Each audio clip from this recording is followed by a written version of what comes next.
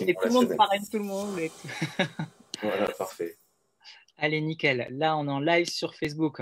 Bon, c'est parti. Ben, bonjour Guillaume. Merci beaucoup d'être présent sur ce live et merci d'avoir accepté de te laisser interviewer par un Indien aujourd'hui et on va parler donc MLM.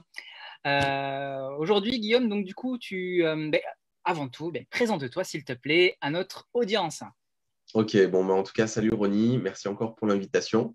Salut tout le monde qui regarde cette vidéo. C'est un honneur de pouvoir partager un petit peu, voilà, comme tu dis, mon parcours, qui je suis, et puis pouvoir éduquer un petit peu les personnes sur ce que c'est le marketing de réseau, le marketing relationnel. Euh, pour me présenter, donc je m'appelle Guillaume, j'ai 28 ans, je suis marié du côté de Toulouse. Ça fait depuis 2014 que j'ai découvert le marketing de réseau et c'est début 2016 que j'ai décidé d'en faire mon métier. Donc ça fait depuis début 2016, donc exactement 5 ans que je vis de cette activité. Au début, je vivotais de cette activité et puis forcément, de fil en aiguille, avec persistance, régularité, aujourd'hui, c'est un beau niveau de liberté que j'ai pu atteindre. Donc, bien sûr, liberté de temps, liberté financière, et puis plein de belles choses aussi qui se sont passées que dans ma carrière, normalement, j'étais destiné à être ingénieur. Voilà, que j'aurais pas pu faire, pas pu vivre, le fait de bosser avec sa femme, avec son frère, avec son cousin, avec des amis, pouvoir voyager. Enfin, tu sais tout ça, Ronnie, mais en tout cas, voilà un petit peu ce que je peux te dire en 2 mois proprement. Ouais, ok. Mais du coup, en fait, bon, moi, peut-être que je le sais, j'ai pu y goûter, mais il y a beaucoup de gens qui connaissent peu ou mal le marketing relationnel. Et c'est bien, en fait, que tu puisses parler un peu de cet aspect-là. En fait, cet aspect où, au-delà de l'argent et du temps qu'on peut obtenir, la liberté financière qu'on peut obtenir, voilà, quels sont ces avantages et libertés que tu vois, que tu vis aujourd'hui? Ouais. Donc, c'est sûr que bon, il y a cet aspect financier et derrière tout ce que ça peut impacter, tout ce sur quoi ça peut rayonner, donc que ce soit de redonner à des proches, certains à leurs parents, certains à leurs enfants, tout ça. Mais, euh, mais au-delà de ça, tu vois, au-delà de cet aspect financier que ça a pu m'apporter, euh, juste en soi, rien que la liberté de pouvoir se lever et faire ce qu'on veut, bah, rien que ça fait la différence. Alors, c'est un truc bête et c'est très personnel, mais hier, on a appris une nouvelle du côté de ma grand-mère qui est, bon, c'est pas une super nouvelle. Et du coup, donc ma maman m'a appelé pour m'expliquer un petit peu. Et tu vois, rien que cette liberté de pouvoir lui dire, bah, écoute, s'il y a besoin demain que je prenne la voiture, que j'aille sur Marseille parce qu'il faut ça, bah, je peux le faire. Tu vois. Donc bon, là, c'est pas dans les meilleures circonstances, mais pour le coup, c'est hyper authentique, hyper frais, c'était hier. Mais après, bah, bien sûr, c'est aussi le coup de tête de ma femme qui, en plein confinement au mois de novembre dernier, me dit j'ai trop envie qu'on parte à La Réunion. Bon, moi, j'étais bien dans mon. Ici, c'est mon espace de travail, c'est mon bureau, c'est ma petite bulle dans laquelle je me mets et j'aide du monde. Mais pour le coup, elle avait envie de bouger, elle avait envie de bouger. Et voilà, et la possibilité de partir en plein confinement pour aller rencontrer des partenaires pro à l'île de la Réunion, bah, c'était pas quelque chose de bloquant, pouvoir se lever quand on veut, être dispo quand on veut pour les personnes qu'on aime. Donc, cet aspect liberté. Et puis après, c'est au-delà de cet aspect liberté, juste dans les rencontres, dans ce qu'on est amené à vivre, à faire, dans la personne qu'on devient en développant sa petite affaire au début, qui deviendra grande. Mais c'est quelque chose de hyper enrichissant. Et il y a plein de personnes, plein de relations qui se sont vraiment tissées. Tu vois, des personnes pour qui je me suis vraiment lié d'une réelle amitié que j'ai rencontrées dans cette activité. Parce que ce qui est magnifique, c'est qu'on rencontre énormément de personnes, normalement, si on prend la mission au sérieux. Et donc voilà, donc j'ai rencontré plein de chouettes personnes, de pouvoir les voir évoluer. C'est un truc qui me remplit énormément. Tu sais, de rencontrer une personne du point zéro, l'aider à se sentir un petit peu mieux dans sa life, à prendre un peu confiance en elle, à générer 300 euros de revenus qui se transforment en 3000 et ainsi de suite. C'est vraiment hyper gratifiant. Bon, après, la liste pourrait être longue, hein, le fait de ne pas avoir à gérer je sais pas moi, toute la partie logistique, c'est pas nous qui le gérons, le fait de ne pas avoir d'employés, mine de rien, c'est Pas aussi devoir inventer un produit. pas devoir inventer un produit, pas devoir investir des milliers d'euros et s'endetter pour des années. On peut Tous les avantages. faire une longue liste au final, mais ouais, c'est bienvenue au 21e siècle, quoi. En plus, bénéficier d'Internet, hein, et de tout ce qui est lié à ça. Donc, rien que de pouvoir bosser depuis son téléphone, c'est un énorme luxe aussi, hein.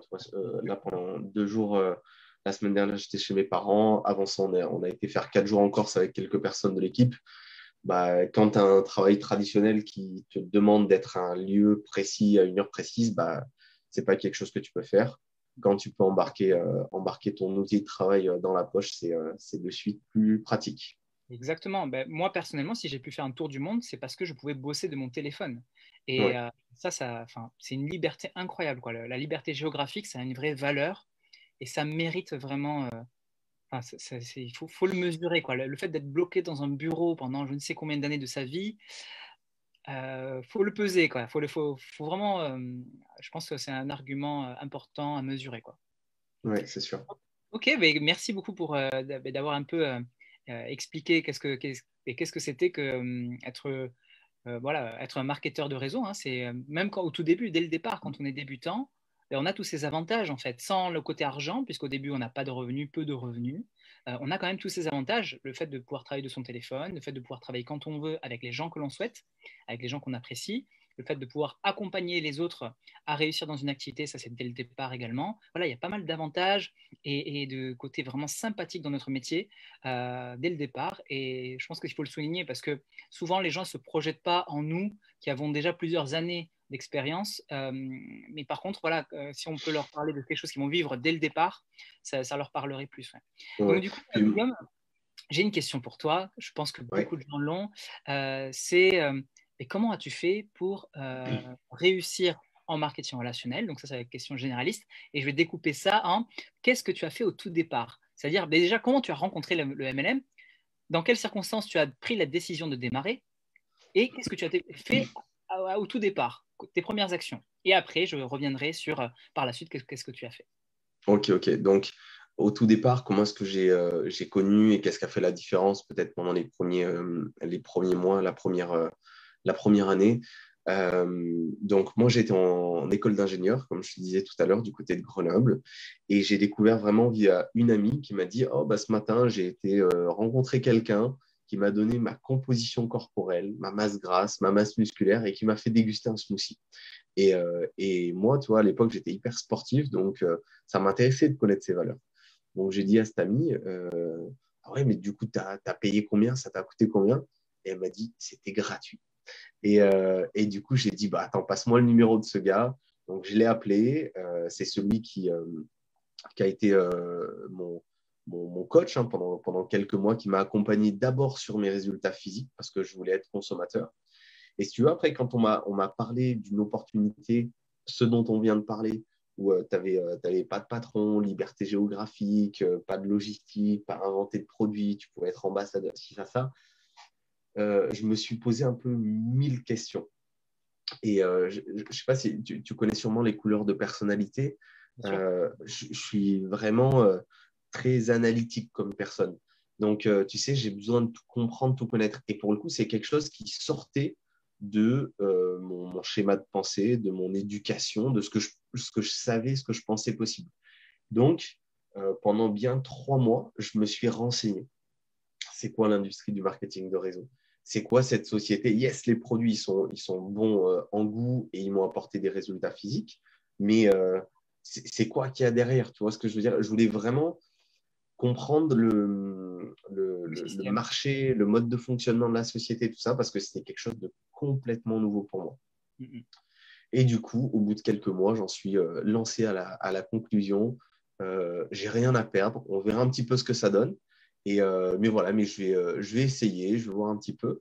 Et vraiment, quand je me suis lancé, peut-être le premier conseil, s'il y a des personnes qui regardent cette vidéo, qui sont un petit peu, peu importe la société, mais dans cette situation de se dire, est-ce que je me lance, est-ce que je me lance pas, tu sais, et tu as plein de personnes, je suis sûr, qui se retrouvent bloquées par ça ou qui ne se lanceront jamais par ça. Moi, vraiment, à l'époque, mon approche, c'était de me dire, OK, bon, les produits sont bons, ça c'est une chose. Honnêtement, je ne sais pas si je vais gagner de l'argent. Et je pense qu'il y a beaucoup de personnes qui ne se lancent pas à cause de ça, parce qu'ils se disent, je ne sais pas si ça va marcher, je ne sais pas si je vais gagner de l'argent. Quand je me suis lancé, je me disais vraiment ça. Je me disais, franchement, Guillaume, ne te fais pas d'illusions. Si ça se trouve, tu ne gagneras pas 1 euro. Mais par contre, ce sera toujours une expérience la plus enrichissante que tu puisses avoir sur cette année. Tu vois ce que je veux dire? Parce que étudiant, j'aurais pu me lancer dans des assos étudiantes, j'aurais pu bosser à McDo ou livreur de sushi, j'aurais pu faire plein de choses, mais l'avantage de cette expérience, c'est que j'allais pouvoir toucher à tellement de domaines, que ce soit l'aspect management, le relationnel, l'aspect vente, communication, les relations humaines, sur l'aspect coaching, sur l'aspect ci, ça. Je me suis dit, ce sera une ligne hyper intéressante dans mon CV. Et quoi qu'il arrive, même si je ne compte pas bosser parce que j'étais déjà dans un état d'esprit, je veux entreprendre. Tu sais, voilà, j'étais sur la fin de mon école d'ingé, mais l'idée de bosser, voilà, d'aller donner mon CV à une grosse boîte, d'aller être ingénieur 40 heures semaine et ci et ça me correspondait de moins en moins. Et du coup, je me suis dit, quoi qu'il arrive, ce sera une expérience et des compétences qui seront un vrai plus, que ce soit dans une entreprise ou pour un projet personnel d'entrepreneuriat plus lambda, plus classique, tu vois. Donc, c'est dans cet état d'esprit que je me suis lancé. Donc, peut-être si ça fait péter la barrière à certaines personnes qui peuvent avoir cette limitation aujourd'hui. Et après, je ne te cache pas que j'avais quand même un énorme frein. Quand je me suis lancé, c'est un peu comme si j'avais démarré le moteur et j'essayais d'avancer avec le frein à main. Et forcément, ça fait pas bon ménage. Et en gros, ce frein à main que j'avais, c'est que je me suis lancé en me disant, tu sais, j'avais vraiment, j'étais hyper partagé de me dire, oh, mais c'est trop cool, c'est révolutionnaire, je vais faire ça toute ma life. Et d'un autre côté, j'avais vraiment cet état d'esprit de me dire, euh, je sais pas si c'est possible, je sais pas si c'est vrai ce qu'ils racontent, tu sais, ces salaires à 5 chiffres, c'est trop beau pour être vrai, j'ai investi rien du tout, tu vois, il y a un kit de démarrage à 50 euros, j'ai investi rien du tout, on parle de gagner temps, on parle d'une société avec des partenaires avec Cristiano Ronaldo, ici et ça. Je me Ouais. disais vraiment, tu vois, j'avais en fait, c'est une pensée ultra limitante, mais de me dire, je sais pas si c'est vrai, et si c'est vrai, quoi qu'il arrive, ce succès-là, vraiment exceptionnel, c'est pour les autres, c'est pas pour moi. Et si tu veux, c'était un énorme frein parce que, euh, au final, je faisais les choses, mais sans vraiment y croire. Tu vois ce que je veux dire?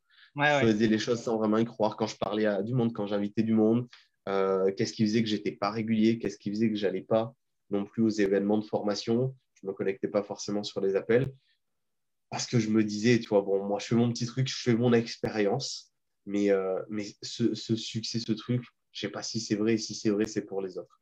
Et ça, c'est un gros frein que je me suis mis pendant plus d'1 an et quelques. Et du coup, c'est peut-être mon deuxième conseil. Si vous avez envie de gagner 1 an et demi ou plus dans votre activité, bah, dès le début, décide de te dire OK, c'est réel. Le plan de rémunération de ta société, il n'a pas été créé pour faire rêver les gens. Il a été créé pour être grimpé, ce plan de rémunération. Et, euh, et décide de te dire que s'il y a toutes ces personnes qui sont en succès, pourquoi pas toi, quoi. Oui, oui, Donc, si certains l'ont fait, ça veut dire que c'est possible. donc Clairement. voilà. Donc tu vois, au final, les conseils que je peux donner sur mes premiers mois, ma première année, c'est plutôt en mode les erreurs que j'ai fait pour pas que vous les fassiez. Parce que bah, pour le coup, ma première année, c'était pas un succès fulgurant, si je suis honnête avec vous, tu vois. Et c'est super sympa d'être honnête sur ce point-là. Et la plupart, de toute façon, des gens, même des plus grandes réussites, leurs premières années sont souvent chaotiques ou sans résultats ou avec peu de résultats, parce que c'est toute une année où on découvre un nouveau métier. Enfin, Ouais. voilà, il y a tellement de compétences, tu les as citées tout à l'heure. Tu as parlé de communication, de management, enfin, il y a tellement de choses dans le marketing relationnel.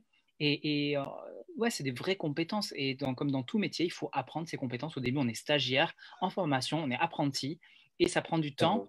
d'apprendre, d'observer ceux qui réussissent, d'observer ceux qui maîtrisent pour ensuite non seulement comprendre la théorie, et après il y a une autre étape, c'est appliquer la théorie. Ça, c'est encore autre chose. Et ça prend un temps. L'être humain, en fait, a besoin de temps pour n'importe quelle chose, pour devenir bon dans n'importe quoi, que ce soit apprendre à marcher, faire du ski, de la boxe ou n'importe quoi. On a besoin de temps et de répétition. Et je te remercie donc du coup de parler du fait que tu as échoué pendant 1 an et demi, c'est ça? Ouais, Euh, ouais, bien 18 mois. ouais, moi, c'est pareil. Moi, j'ai échoué pendant bien plus, hein. Moi, j'ai échoué pendant plus de 5 ans avant de créer vraiment de bons résultats. Ouais. Donc, oui, il faut comprendre que ça prendra du temps. Et ceux, par contre, qui acceptent le fait que ça prenne du temps et qui sont, bien sûr, dans cet apprentissage, de ce cumul d'expérience, cumul d'échecs, pour moi, j'appelle ça cumul d'expérience, parce qu'en fait, c'est comme ça qu'on apprend. Mais clairement, à force de persévérer, on finit par casser des paliers et à passer au niveau supérieur. Mais Ouais. génial, merci beaucoup pour cette réponse. Donc, du coup, tu vois, on a parlé du démarrage, de comment tu as découvert et qu'est-ce que tu as fait au début. Maintenant, voilà, un tout nouveau qui démarre aujourd'hui. Donc, en plus des conseils que tu viens de citer maintenant, là, les premières actions dans les 24 heures, premières 24 heures, puis dans les 7 premiers jours, quelles seraient-elles, selon toi, pour lui faire obtenir le maximum de résultats? Voilà, je démarre aujourd'hui, qu'est-ce que tu me conseilles de faire? Ok. Alors, il y aurait plein de choses à faire, mais c'est vrai que pour le coup, les premières 72 heures, moi, je me laisse 72 heures pour valider une checklist avec les personnes. Euh, Si tu veux, c'est hyper important que dès le début, la personne comprenne un petit peu le domaine dans lequel elle s'est lancée, le marketing relationnel, et la société avec laquelle elle s'est lancée. Donc ça, c'est vrai que c'est un des premiers trucs sur lesquels on éduque la personne, parce que c'est important qu'elle sache un minimum de quoi elle parle, qu'elle connaisse un petit peu, pour le coup, l'histoire de la société, pourquoi est-ce qu'on est là, c'est quoi l'objectif, la mission pour laquelle on est là, et qu'elle connaisse le produit. Et pour le coup, bon, tu parlais de cumul d'erreurs, d'échecs d'expérience surtout. Une des expériences que j'ai dû cumuler, c'était l'idée de me dire, bon, bah, pour le coup, donc moi je suis avec une société de nutrition, mais c'était de me dire, bon, bah, la nutrition, un petit peu quand je veux ou quoi que ce soit. Tu vois ce que je veux dire? Je n'avais pas compris qu'il y avait un réel intérêt parce que c'était économique, parce que c'était bon pour la santé, parce que tout ça. Et du coup, c'était un petit peu comme ça. Et la réalité, c'est que les personnes qui, dès le début, comprennent et la société et le produit, donc peu importe la société de marketing de réseau avec laquelle vous êtes, un produit peut être différent, mais c'est hyper important de le comprendre et de soi-même l'utiliser. Parce que quand on va en parler à son entourage, notre entourage, automatiquement, il va, il va avoir besoin de connecter avec notre expérience, tu sais.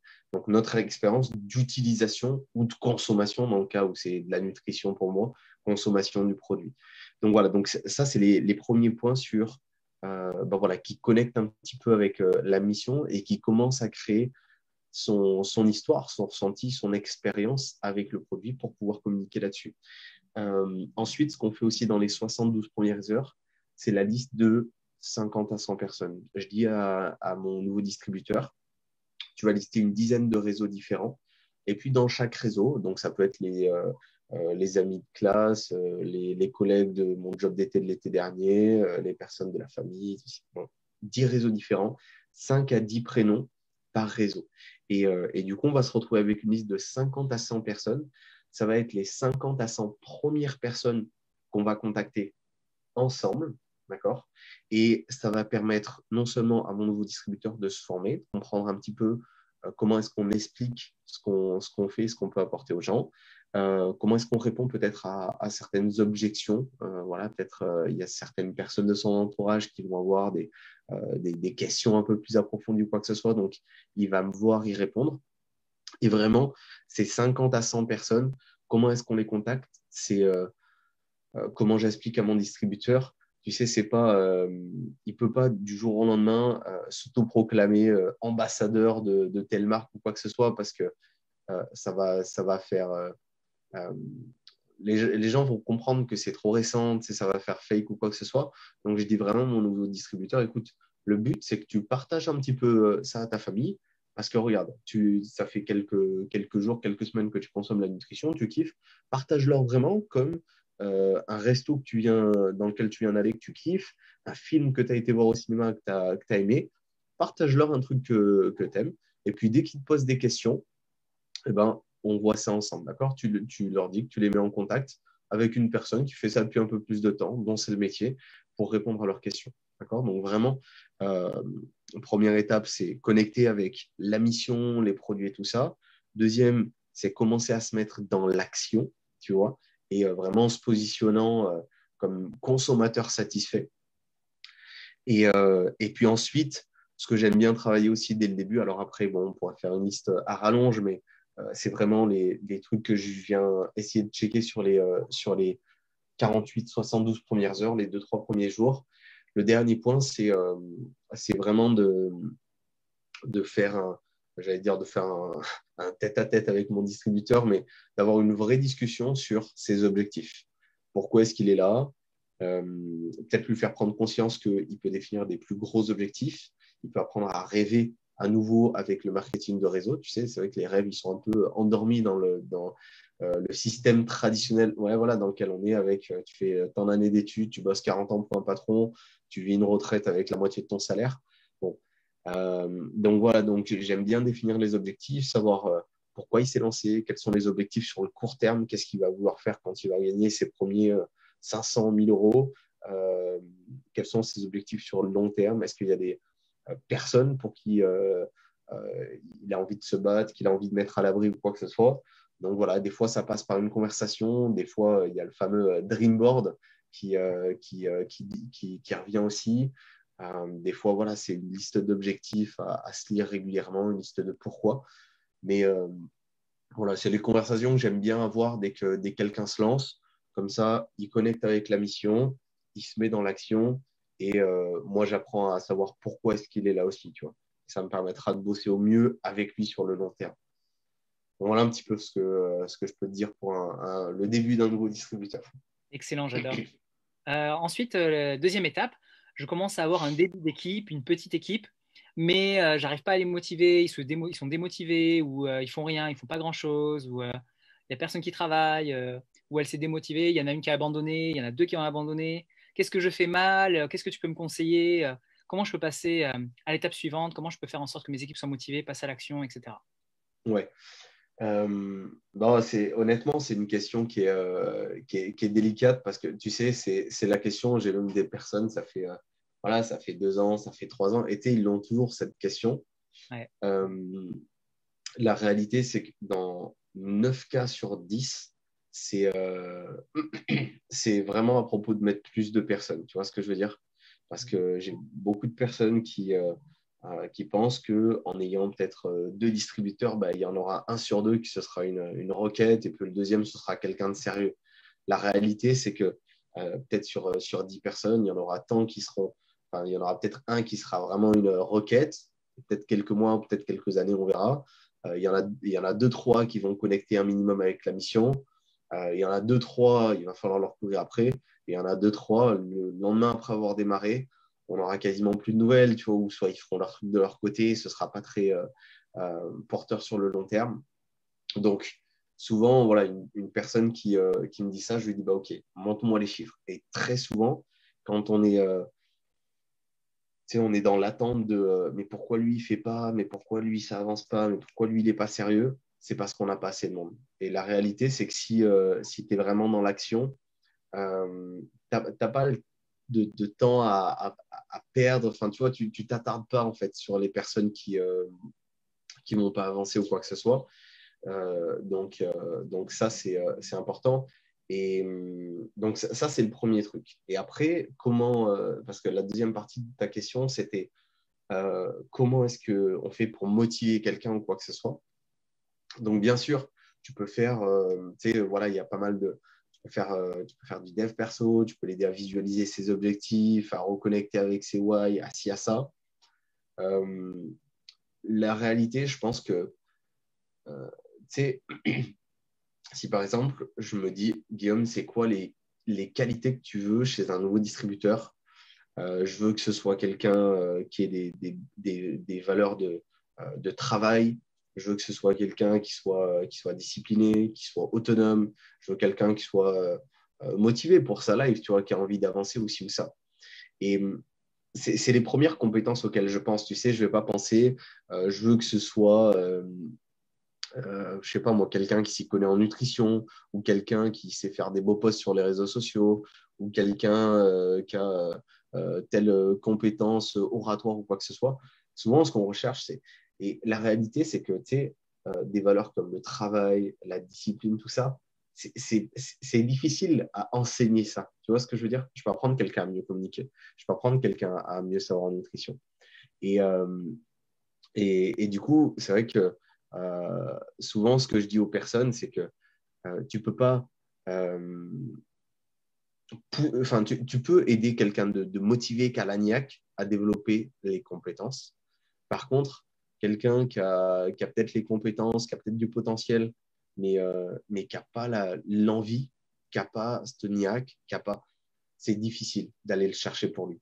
Donc, souvent, c'est une question de timing que, tu sais, peut-être des fois, il y a un truc qui se passe dans la vie de la personne, c'est un électrochoc et du jour au lendemain, il va prendre les choses au sérieux. Il va prendre sa vie au sérieux parce qu'il se dit, je ne peux plus attendre, parce qu'il s'est passé ça dans sa famille, parce que ça.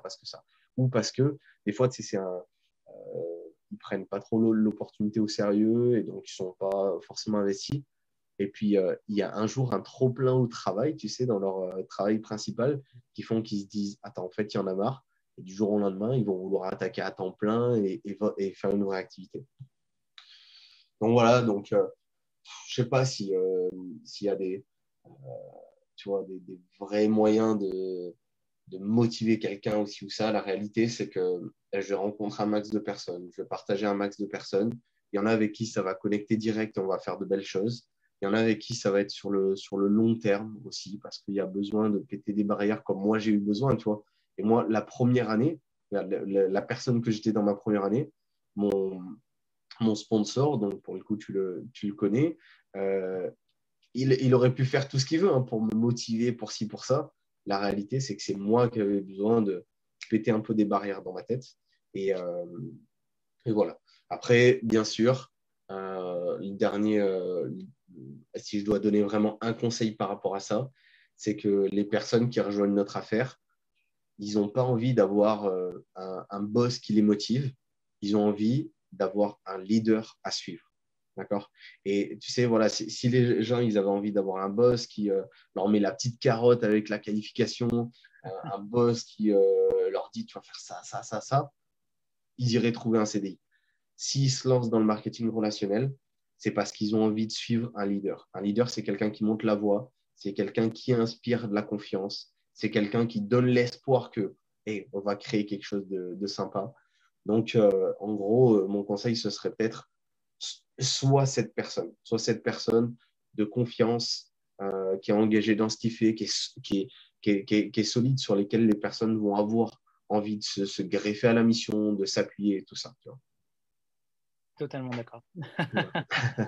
Génial. Et est-ce que tu aurais un dernier conseil pour ceux qui ont une grosse organisation, voilà, qui aimeraient bien accélérer encore le mouvement, qui ont donc une belle équipe déjà et qui ont déjà pas mal d'années d'expérience? Est-ce que tu aurais éventuellement un ou deux conseils pour ces gens-là? Ouais, pour le coup, j'ai été moi-même, donc tu sais, je me suis lancé à temps plein en 2016. Oui. Et donc, le premier mois en 2016, je gagnais quelques centaines d'euros. Et 2 ans plus tard, à partir de 2018, j'ai commencé à avoir des revenus à plus de 10 000 euros par mois. Donc, ça a mis 2 ans. Et donc, déjà en 2018, je commençais à avoir une organisation assez conséquente. Tu vois, je commençais à y avoir pas mal de monde, tout ça. Mais j'avais vraiment besoin de level up pour passer sur le niveau sur lequel je suis aujourd'hui. On a fait quasiment x3, ouais, x3, x4 par rapport à 2018.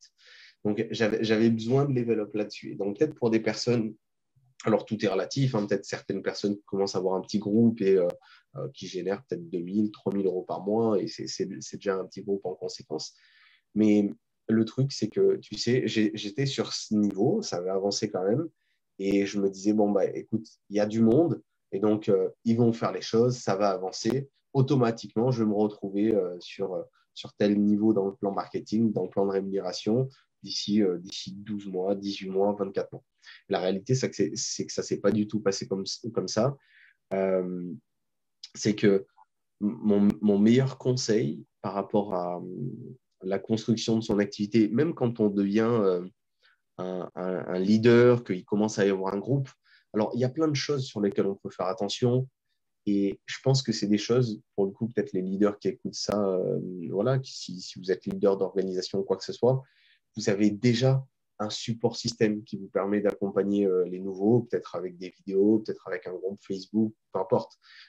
Vous avez sûrement déjà conscience de l'importance de la duplication, que le message soit clair, histoire que ça puisse se dupliquer en profondeur de manière relativement simple, sans qu'il y ait d'incompréhension, quoi que ce soit. Donc, tout ça, c'est des choses que les gens ont déjà conscience. Et c'est un truc que j'avais déjà conscience. Donc, j'allais déjà dans ce sens, à étoffer un petit peu le support système, à faire tout ça. Mais par contre, il y a eu une réelle prise de conscience et un réel travail à faire de me dire, bah, en fait, même si j'en suis rendu là, si je veux que mon groupe avance, ça passe par moi faire les choses, être le premier de mon équipe, avoir le plus de nouveaux consommateurs, avoir le plus de nouveaux distributeurs, être le plus exemplaire sur la nutrition et sur mon résultat physique. Être vraiment, tu sais, c'est de se dire, même si tu commences à avoir un groupe, si tu commences à te mettre en retrait et à manager depuis l'arrière, tu n'es plus un leader. Tu es le boss, tu es le manager de ton orga à la limite, si tu as plus de tact qu'un simple boss. Mais, pardon, tu n'es plus un leader, justement. Un leader, c'est quelqu'un qui mène par le devant. Et pour le coup, pour moi, ça a été une vraie prise de conscience quand ça faisait plus d'un an et demi que j'étais sur des revenus à 5 chiffres. Et ça n'avait pas décollé énorme, tu vois, ça n'avait pas encore doublé, alors que ça faisait un an et demi. Je pensais vraiment que ça allait accélérer.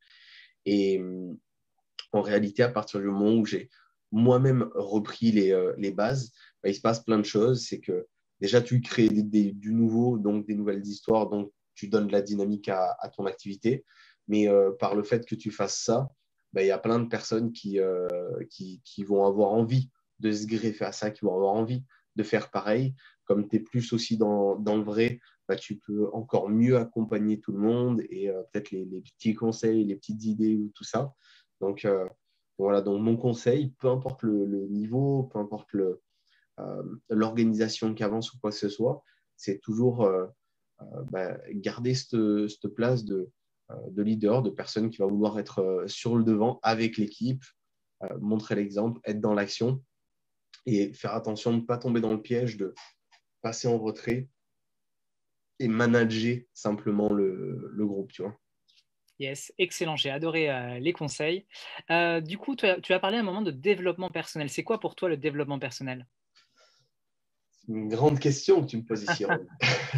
Donc, développement personnel, pour moi, je pense vraiment, si je devais le définir, c'est travailler sur soi pour devenir une meilleure personne.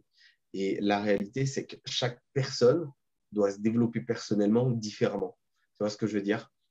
Il y a des personnes qui vont avoir besoin de développer leur confiance en eux. Il y a des personnes qui vont avoir besoin de développer leur manière de communiquer avec les autres.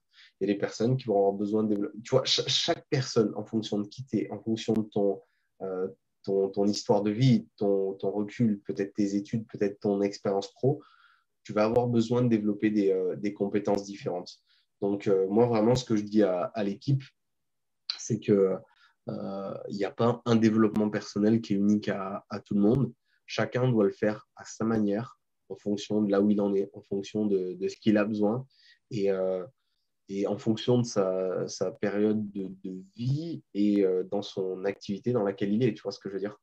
Forcément, quand j'étais tout nouveau dans cette industrie et tout excité ici et ça, forcément, j'ai pas besoin du même développement personnel que je peux avoir besoin aujourd'hui, jeune marié, leader d'une organisation. Et j'ai déjà développé certaines compétences, certains aspects de ma personne, et il y en a d'autres sur lesquels je dois travailler. Donc voilà, donc j'aime bien faire du dev perso sur mesure. Donc, dès le début, j'éduque mes distributeurs à l'importance de faire ça, de faire ce travail de se développer personnellement. Mais par contre, je viens vraiment travailler avec chacun sur OK, quel aspect peut être intéressant.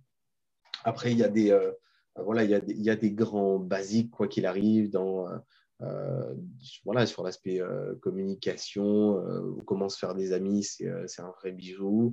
Pour comprendre notre industrie, pour le coup, GoPro de Eric Worre, c'est phénoménal. Donc, il y a plein de petits trucs comme ça. Et voilà, il y a une vidéo de motivation, entre guillemets, qui remet les choses en place de temps en temps, ça fait pas mal. Et je pense que voilà, le développement perso, c'est pas juste regarder des vidéos avec un Américain qui te crie dessus pendant 10 minutes, tu vois ce que je veux dire? Parce qu'il y en a qui pensent que c'est ça, c'est voilà, bon, je fais mon dev perso, pendant le petit-déj, ils se mettent une vidéo d'un Américain, d'un athlète de haut niveau, d'un entrepreneur qui te dit je dors 3 heures par nuit, je suis une machine. La réalité, c'est que vraiment, il faut aller plus loin. Des fois, ça fait du bien, ça remet les idées en place, mais je pense qu'on peut aller plus loin que ça. Oui, et pour moi, le développement personnel, c'est aussi la mise en application de tout ce qu'on peut entendre. C'est passer Ouais. à l'action et c'est aussi c'est tomber en avant, hein. C'est-à-dire tomber, se relever, apprendre de l'erreur. Et je pense que c'est le plus efficace, c'est ça, c'est quand on applique soi-même, plutôt que d'écouter la théorie, lire la théorie. Moi, je pense que passer à l'action, c'est une des meilleures façons de se développer, l'école de la vie, quoi. Ouais, c'est ça. Et c'est pour ça que c'est important, tu sais, voilà, de faire du développement personnel qui est propre à nous, parce que, voilà, je te prends l'exemple de la confiance en soi. Comme tu dis, c'est pas juste euh, lire un livre ou écouter un audio sur la confiance en soi, mais c'est derrière mettre en place, appliquer ce qui est, tu vois, ce qui est conseillé. Et voilà, et c'est au quotidien, en mettant en place des choses que ça va évoluer, clairement. Ok, ok, génial. Est-ce que tu as des choses à rajouter pour nos amis qui écoutent cette interview Euh, sur le MLM ou sur toi ou sur ce que tu veux? des choses à rajouter. On pourrait parler longuement parce qu'il y aurait plein de choses à dire. Euh, bon, si tu as des questions voilà, ou des idées sur lesquelles rebondir, n'hésite pas. Mais Ah oui, ma communauté m'avait posé ouais, une question, c'est oui, du coup, comment tu crées tes événements de cohésion, que ce soit les événements sportifs ou autres événements de cohésion? Comment tu les ouais. crées, comment tu les démarres dans une ville et aussi durant l'événement ou avant l'événement, qu'est-ce que tu fais, pendant et après, qu'est-ce que tu fais? Alors, c'est vrai qu'on a mis en place un peu plein d'événements. Tu sais, le but, c'est pas juste d'avoir cet aspect nutrition, de proposer la nutrition et puis ciao. Donc, on a créé que ce soit des apéros LC. Donc voilà, on invite les personnes à l'apéro, on passe un bon moment, peu importe. Il peut y avoir le match pour ceux qui veulent regarder le match, il peut y avoir autre chose. L'idée, c'est juste passer un moment ensemble, créer du lien. Et c'est juste que au lieu qu'il y ait de la bière à table, on aura la petite boisson qui va bien. Au lieu qu'il y ait des chips trop grasses, on aura les chips Herbalife. Au lieu qu'il y ait... Donc voilà, donc on s'adapte un petit peu. Euh, on crée aussi des événements sportifs parce que forcément, quand on est dans la nutrition, les personnes qui veulent prendre soin de leur nutrition, souvent, ils aiment bien se retrouver autour d'une séance de sport où ça va un petit peu avec. Donc, les séances de sport, pour le coup, c'est un plus qu'on apporte à nos consommateurs et c'est aussi une activité de rencontre et de cohésion avec des personnes qu'on peut rencontrer dans la vie de tous les jours, que ce soit sur les réseaux sociaux, dans la rue, peu importe, tu vois. Donc, donc, on organise pas mal d'événements. Alors après, bon, chacun le fait à sa sauce, tu vois. On a des personnes qui ont organisé je sais que pas loin de Toulouse, ici à Montauban, j'ai un petit groupe de mamans qui se sont organisées les séances de sport poussettes. Donc, elles viennent tous avec leurs poussettes, leurs bébés. Elles font leur événement. L'important, je pense, c'est de créer un événement qui nous ressemble, tu vois, en fonction de la personne qu'on est, en fonction de ce qui nous fait kiffer, ce qui nous plaît vraiment et qui nous permettent de connecter avec le plus qu'on peut apporter dans la vie des gens, avec notre produit, avec notre service, ceux qui sont dans une société avec du service.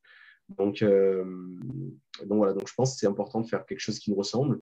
Moi, en toute transparence, la manière dont je fais cette activité, elle a vraiment changé. Hein, ça fait 7 ans maintenant, même si pendant la première année et demie, je ne sais pas si on compte vraiment, Mais en tout cas, elle a vraiment changé. Tu vois, il y a une période où j'aimais énormément me retrouver autour d'une grosse séance de sport. Et puis après, forcément, on retourne au club de nutrition, on va boire un petit smoothie, on va parler un peu de nutrition parce que la séance, c'est bien, mais il faut récupérer derrière. Donc, j'aimais énormément faire ça.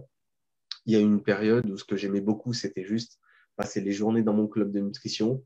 Je recevais du monde, on leur donnait leurs valeurs corporelles, on les éduquait un petit peu, on les sensibilisait sur la nutrition. Et du coup, derrière, il y en a qui prenaient conscience de prendre leur santé au sérieux. Euh, pour le coup, 2020, forcément réseaux sociaux, comme tu t'en doutes, mais nous, ça a été un vrai plus. Enfin, avant même 2020, c'était un truc sur lequel, tu sais, voilà, du fait que dans ma vie personnelle, bah, ça a évolué. Tu vois, je me suis marié, tout ça. Bah, pour le coup, je trouve que le fait de bosser depuis chez soi, ça offre un vrai confort. Tu vois, donc, ça n'empêche pas que là, ce soir, on a la séance de sport à 10 minutes d'ici. Ça n'empêche pas que quelques fois dans la semaine, je vais au club, je peux avoir quelques rendez-vous en face et ça fait du bien, tu vois, parce que les réseaux sociaux, c'est sympa à un moment. Mais, mais pour le coup, voilà, la manière dont je fais cette activité, les activités que j'organise autour de cette activité, ça évolue avec le temps. Et chacun peut le faire autour de ce qui lui plaît, autour de peut-être ses passions qu'il a à côté. Et, euh, et ce sera encore plus simple de développer son activité parce que bah, tu n'auras pas l'impression de travailler, tu vois ce que je veux dire. Donc voilà un petit peu au niveau des activités qu'on fait. C'est à chacun d'être créatif en fonction du produit ou du service que vous pouvez proposer pour aider les personnes dans leur vie et en fonction de qui vous êtes, de ce qui vous drive, voilà, de ce que vous avez envie dans votre vie. C'est ça qui va faire la différence. Donc, c'est un petit peu pour les activités qu'on propose. Et après, bah, il y a des moments où c'est vraiment de la cohésion au niveau du groupe. Tu sais, c'est pas forcément pour promotionner un produit ou quoi que ce soit. On a des moments de cohésion. Donc, au début, quand j'avais pas un rond, c'était voilà, on pouvait se retrouver, je les invitais à la maison, on se faisait juste une petite bouffe et puis on discutait jusqu'à pas d'heure de nos objectifs de life. Et puis, enfin voilà, tu sais un petit peu comment ça peut se passer. Et puis, bah, forcément, aujourd'hui, ça peut être voilà, la semaine dernière, quand on était en Corse avec ma femme, on a ramené une quinzaine de personnes. La semaine d'avant, on avait bloqué un week-end, pareil, une petite villa. Et du coup, on se retrouve avec du monde. Ça permet de passer des moments de qualité. Ça permet de donner un petit peu la vision à tout le monde. Donc, c'est un truc qu'on essaye de faire assez régulièrement, plusieurs fois par mois. C'est génial. Ok. Donc, voilà un petit peu. Mais merci pour cette réponse et je pense que chat, est-ce qu'il y a d'autres questions? Non. Bah, du coup, c'est bon pour moi et c'est bon On, pour apparemment la communauté. on est bon. Euh, Bon, en tout cas, juste si je peux rajouter quelque chose, Ronnie, est-ce que je t'autorise. Euh, c'est gentil. Peut-être ça résonnera pour une personne, hein, mais juste qu'il y a quelques années, vraiment, j'étais en école d'ingénieur, destiné à être ingénieur. J'avais peut-être envie d'entreprendre, mais il me fallait plusieurs centaines de milliers d'euros pour le projet que j'avais. Donc, c'était difficilement envisageable de m'endetter pendant des années et tout ça. Et juste parce que je me suis dit, bah, je vais voir un petit peu l'expérience que je vais acquérir. Au bout d'un an, je me suis dit, attends, s'il y a toutes ces personnes qui gagnent de l'argent, tous ces profils différents, il y avait, je sais pas, il y avait des jeunes, des pas jeunes, des beaux, des pas beaux, des personnes qui avaient du monde sur les réseaux sociaux, des personnes qui avaient personne sur les réseaux sociaux, des personnes qui venaient de la vente, des personnes qui n'avaient pas fait d'études. Enfin, tu vois, je vois toutes ces personnes, je me dis, bah, ok, c'est possible aussi pour moi. Et juste parce que je me suis laissé cette chance, il y a beaucoup de choses pardon, qui peuvent se passer. Que ce soit ma maman qui a perdu 20 kilos, que ce soit mon petit frère qui aujourd'hui est à temps plein dans cette activité. Il génère un petit peu plus de 4-5 000 euros par mois. Mon cousin aussi, les deux, ils se tirent la bourre un petit peu. Euh, pour le coup, ma femme, qui était serveuse avant, elle m'a rejoint dans cette activité. Elle est assez indépendante, assez entreprenante, donc elle a vraiment créé son propre business. Elle ne m'a pas juste rejoint sur le mien. Et aujourd'hui, bon, c'est pareil, ça fait un peu plus d'un an qu'elle a des revenus à 5 chiffres. En termes de voyage, en termes de rencontres, j'ai mon meilleur ami d'école d'ingénieur, pareil, qui m'a rejoint dans cette aventure. Des personnes que j'ai rencontrées sur les réseaux sociaux que je ne connaissais pas du tout, qui aujourd'hui seront des personnes proches que j'ai pu voilà, avec qui on a partagé des voyages à droite, à gauche, tout ça. Donc, ouais, juste dire pourquoi pas. Et puis après, bah, juste chaque jour, comme disait Ronnie, c'est des expériences, des échecs, des petites déceptions. Mais si tu prends tout comme des expériences et que tu t'attaches à ce que sur le long terme, il peut se passer, des fois, quand tu regardes sur le court terme, peut-être la semaine dernière, tu as un tel qui a arrêté, tu as un tel qui était plus motivé, tu as un tel qui ne te donne pas de nouvelles alors que tu pensais que ça allait démarrer. Ouais, des fois, c'est un peu difficile.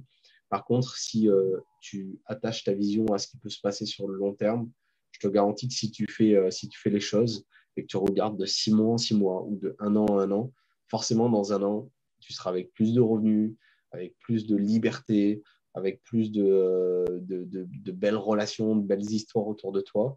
Et laisse-toi juste cette chance de se dire, et au final, bon, moi, dans ce qui peut se passer aujourd'hui, c'est la construction qui a pu se passer sur les 5 dernières années.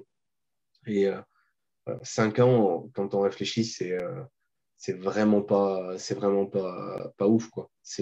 Moi, j'ai fait 6 ans d'études, quoi. Donc, je me dis, en 6 ans d'études, à la fin, j'avais un bout de papier. Là, en 6 ans, avec le marketing de réseau, eh ben, après 6 ans, c'est pas juste un bout de papier, oui, il y a cet aspect finance, c'est quelques centaines de milliers d'euros en plus sur le compte, mais par contre, c'est surtout des dizaines de voyages. Bon, j'ai pas encore fait le tour du monde comme toi, Ronnie. En tout cas, c'est des dizaines de voyages, c'est des milliers de rencontres, c'est plein de belles histoires, c'est aussi l'évolution dans sa personne. Donc, ça vaut le coup. Ça vaut le coup, juste ça. Ouais, le marketing de réseau n'est pas parfait, mais ça en vaut la peine. C'est mieux que le reste.